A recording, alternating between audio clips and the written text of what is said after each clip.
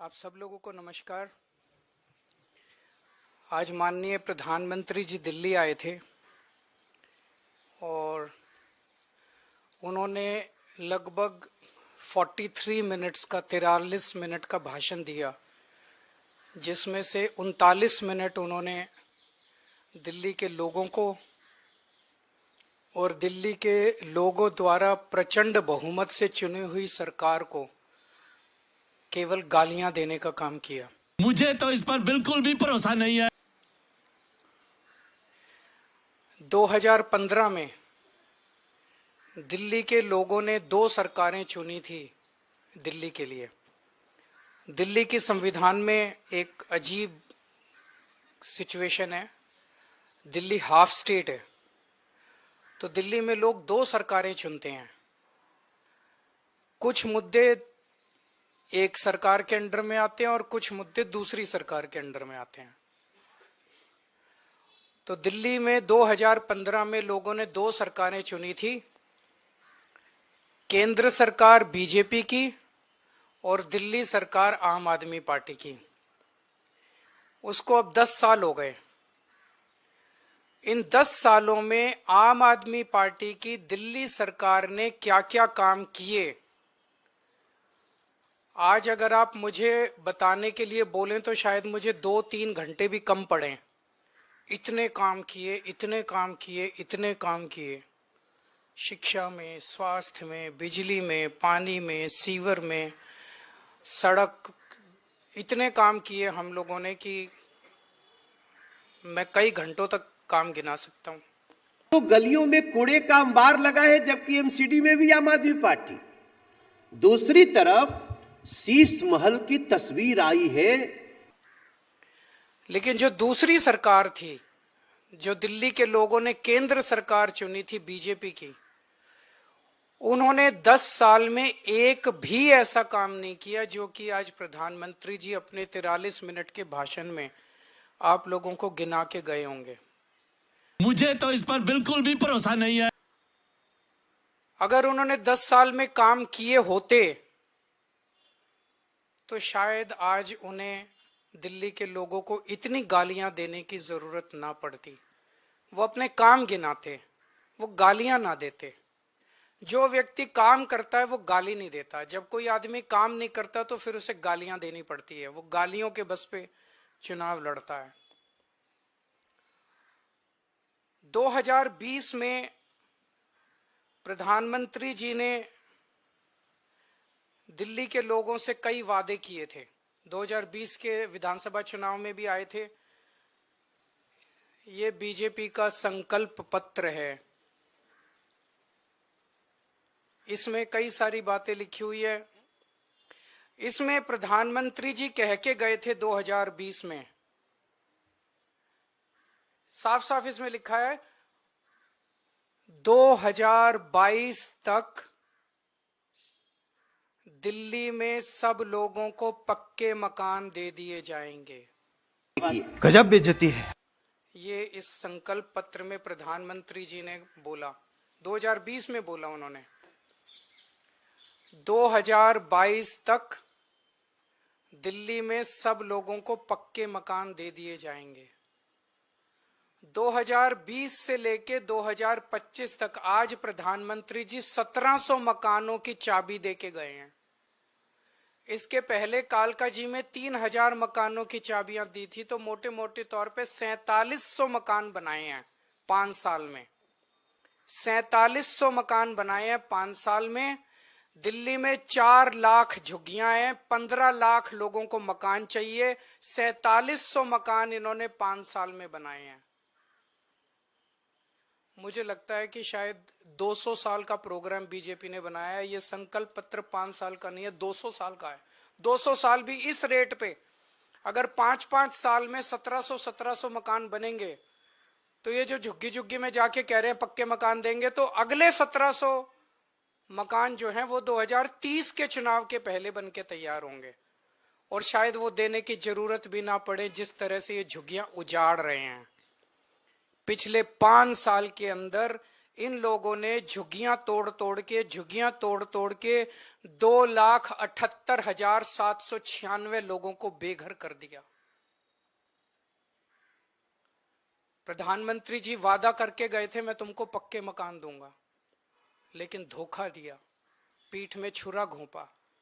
लोगों के बच्चों को सड़क पे लाके, कितने सारे ऐसे इनके नेता जाते हैं झुग्गियों में सोते हैं और 2 महीने के बाद उन्हीं झुग्गी वालों को उनकी झुग्गियां तोड़ के उनके बच्चों को सड़क के ऊपर, भरी ठंड के अंदर सड़क के ऊपर सोने को मजबूर कर देते हैं।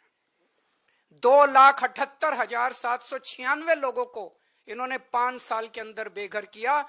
आज मैं आपको लिख के दे रहा हूं, मेरी बात नोट कर लेना। 2030 के चुनाव में अगर इन लोगों को वोट दे दिया, 2030 के चुनाव के पहले दिल्ली की सारी झुग्गियां तोड़ देंगे। 1700 फ्लैट भी नहीं देने वाले अगले 2030 के चुनाव तक, ये सारी झुग्गियां तोड़ देंगे। एक भी पक्का मकान ये लोग नहीं देने वाले। ये लोग गरीबों के दुश्मन हैं ये लोग। और जो 3000 कालकाजी में मकान दिए हैं इन्होंने, एक बारी जाके देख लो, नरक से भी बदतर है वो। लोग कह रहे हैं इससे तो झुग्गी अच्छी थी, पक्के मकान क्या दिया। नरक से भी बदतर दशा है वहां पे। लोगों की न सीवर है, न पीने का पानी है, कुछ भी नहीं है वहां पे। पूरी बुरी हालत है वहां पे लोगों की जो कालकाजी के अंदर रह रहे हैं।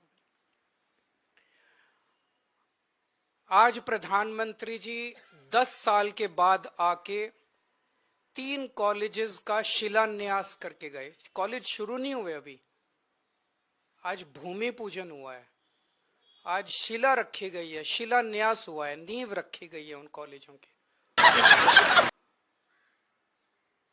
मैं प्रधानमंत्री जी को कहना चाहता हूं, प्रधानमंत्री जी 10 साल लग गए आपको 3 कॉलेजों की शिला रखने में।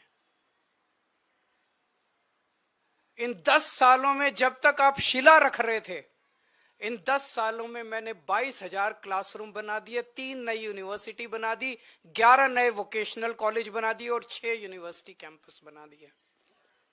जितना टाइम आपको 3 शिलान्यास रखने में लगा, उतने टाइम में हम लोगों ने 22,000 क्लासरूम बना दिए, 3 नई यूनिवर्सिटी बना दी, 6 नए यूनिवर्सिटी कैंपस बना दिए और 11 नए वोकेशनल कॉलेजेस बना दिए। हमारी काम करने वाली सरकार है, हमारी शिलान्यास रखने वाली सरकार नहीं है जो चुनाव के पहले आती है और शिलान्यास रख के चली जाती है। मैं प्रधानमंत्री जी को कहना चाहता हूं, आप तो इतने ताकतवर आदमी हैं, आपके पास अथाह पैसा है, भारत सरकार के पास अथाह पैसा है, आपके पास इतनी पावर है, अथाह पावर है। एलजी आपका, पुलिस आपकी, 7 MP दिल्ली के आपके। मैंने 3 नई यूनिवर्सिटी बनाई, आप 30 नई यूनिवर्सिटी बनाते दिल्ली के अंदर, और आज आपको हमें गालियां देने की जरूरत नहीं पड़ती। आज आप दिल्ली के अंदर आते, दिल्ली के लोग आपको सर आंखों पे उठा लेते। मैं प्रधानमंत्री जी को कहना चाहता हूं, मैंने 22,000 क्लासरूम बनाए, आप 1 लाख क्लासरूम बना देते प्रधानमंत्री जी, लंबी लकीर खींचते। केजरीवाल ने इतना काम किया, उसके सामने लंबी लकीर खींच देते, केजरीवाल छोटा बन जाता।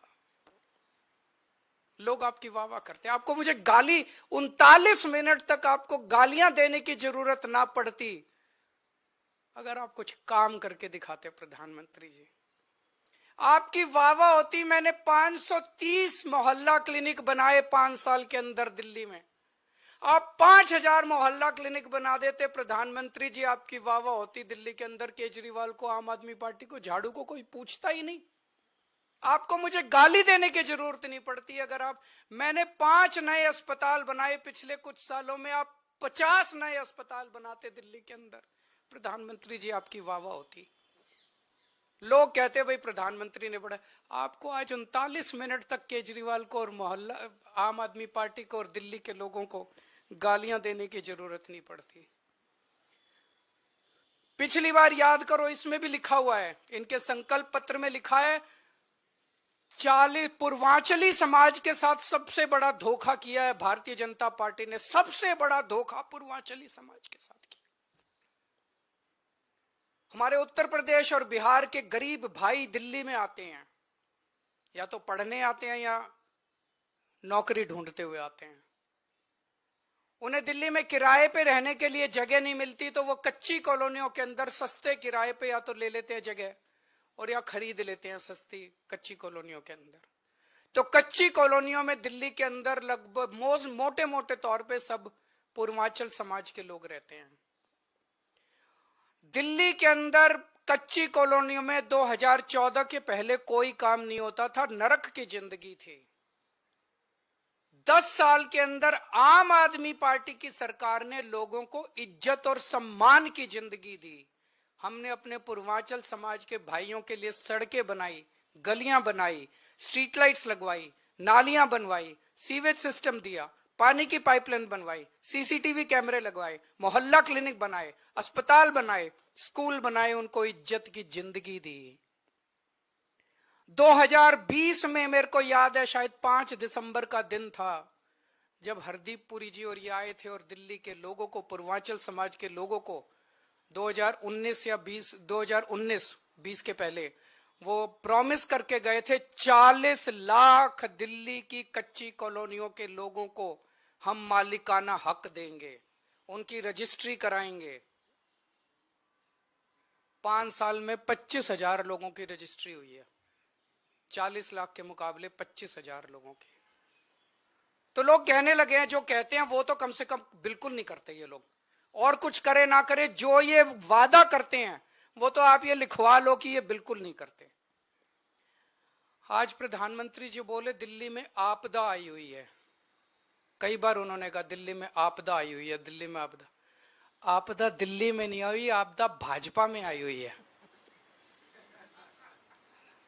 3 तरह की आपदा भाजपा में आई हुई है।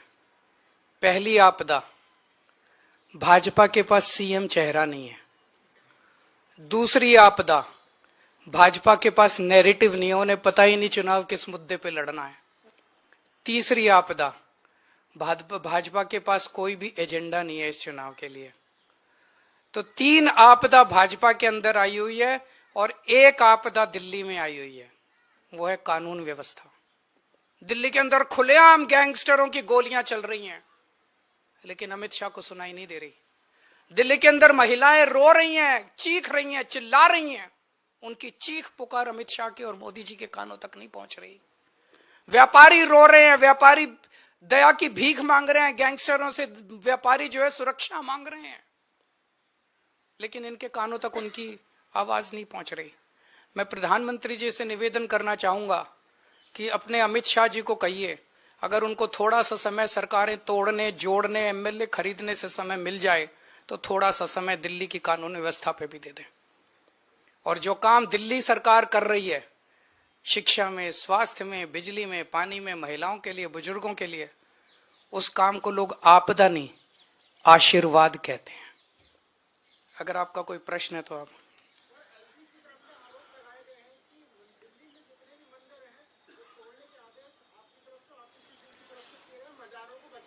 नहीं, वो झूठ बोल रहे हैं। एलजी साहब कुछ भी बोलते रहते हैं। एलजी साहब ने जो आदेश दिए उस पे क्या कह रहे हैं, वो जो 22 नवंबर को आदेश दिए, चोर चोरी करते हुए रंगे हाथों पकड़ा गया, फिर कह रहा पूरी दुनिया चोरी कर रही है इसलिए मैंने भी कर ली।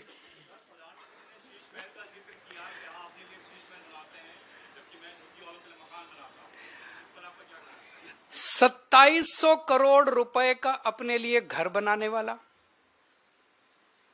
8400 करोड़ रुपए के हवाई जहाज में घूमने वाला, 10 लाख रुपए के सूट पहनने वाला व्यक्ति, उसके मुंह से शीश महल की बातें अच्छी नहीं लगती। मैं व्यक्तिगत आरोप प्रत्यारोप में नहीं जाना चाहता, मैं गाली गलौज की राजनीति नहीं करता, मैं व्यक्तिगत आक्षेप नहीं करता, ये मैं भी कर सकता हूं। मैंने काम इतने किए हैं 10 साल के अंदर, मैं अपने कामों की राजनीति करना चाहता हूं, गाली गलौज की राजनीति मैं नहीं करता।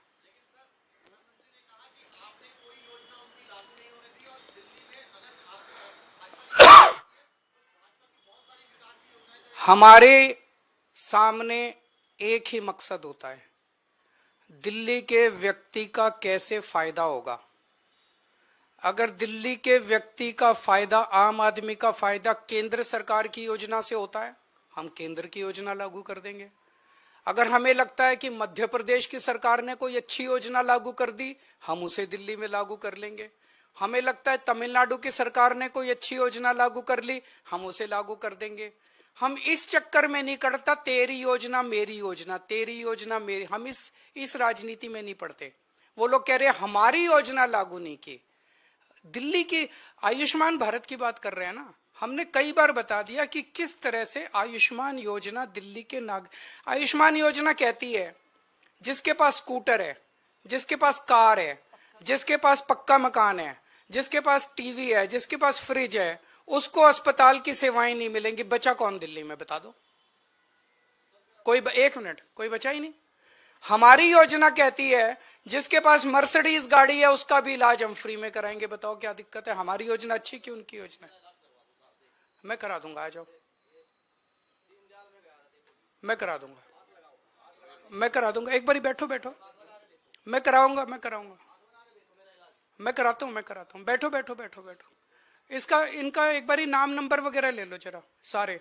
मैं कराऊंगा भाई साहब आपका इलाज, बेस्ट से बेस्ट इलाज कराऊंगा आपका, चिंता ना करो, भाई हो मेरे। हाँ, मैं आपका पूरा इलाज कराऊंगा भाई साहब, चिंता ना करो। Thank you. अब